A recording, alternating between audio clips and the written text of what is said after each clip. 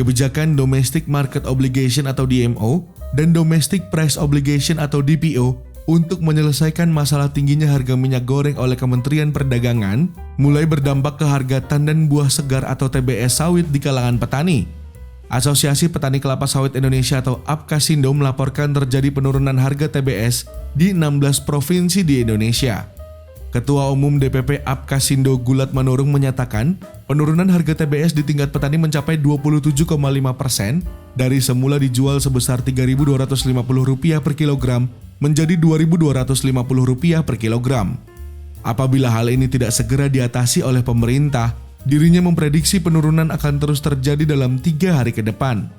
Harga DPO Rp9.300 jangan menjadi patokan pembelian TBS petani. Itu sudah tegas kami sampaikan sejak awal. Faktanya, semua pabrik kelapa sawit menggunakan harga itu sebagai rujukan, maka rontoklah harga TBS kami, kata dia.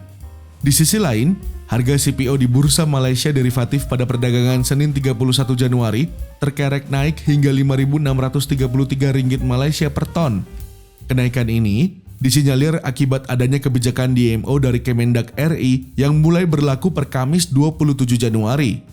Wakil Ketua Umum Gabungan Pengusaha Kelapa Sawit Indonesia atau GAPKI Togar Sitanggang mengatakan kebijakan DMO dan DPO memang tidak akan berdampak signifikan ke ekspor CPO.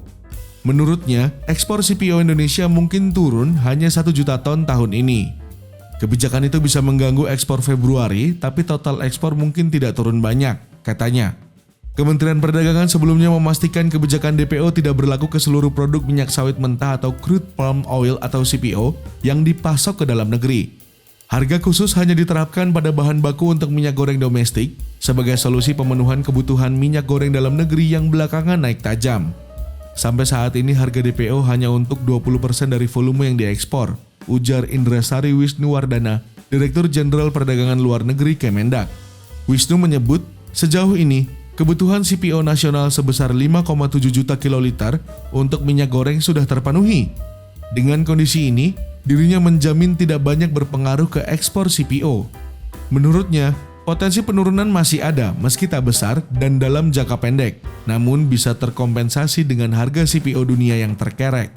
Dampak jangka pendeknya pasti akan ada sedikit penurunan, namun ke depan akan seperti semula.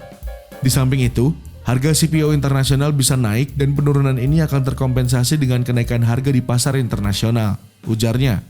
Data Kemendak mencatat, kelapa sawit menjadi komoditas penyumbang ekspor non-migas terbesar kedua setelah batu bara. Nilai ekspor CPO dan turunannya dengan kode HS15 pada 2021 mencapai 32,83 miliar US dollar, naik 58,48% dibandingkan realisasi ekspor 2020 sebesar 20,72 miliar US dollar.